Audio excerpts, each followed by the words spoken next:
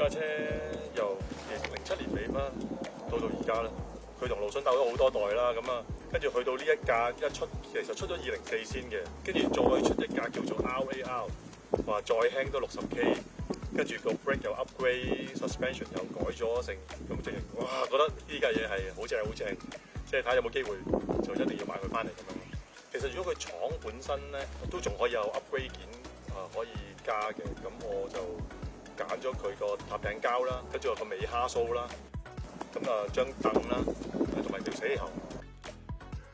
佢有一隻 RL 再專用嘅梗凳，咁但係嗰張上落係非常之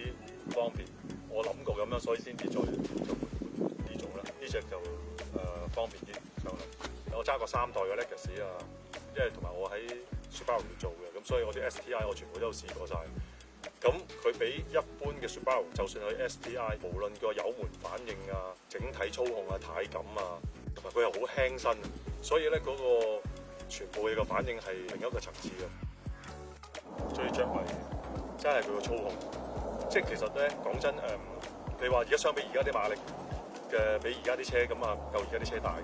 但係佢無論所有嘅車嘅反應啦 ，overlimit 嗰個狀態、嗰個控制咧，都係好得心應手、好隨心。所以其實呢一個就係即係你中意揸佢，你覺得好有操控感啊，好 enjoy 喺嗰個駕駛嗰度咧，呢樣嘢係好正嘅。即係而家嘅車，因為個車架太硬淨之餘咧，佢要過好多環保啊、其他嘢，咁個拎又大咗，咁架車就彎係唔差嘅，但係直線加速咧反而係冇呢一代咧係咁猛咯，嚟得呢個。我擁有佢嗰時好期望下一架，仲有一個咩嘅新嘅 level， 我可以去取代呢架咧。咁我就一路咁等到今日，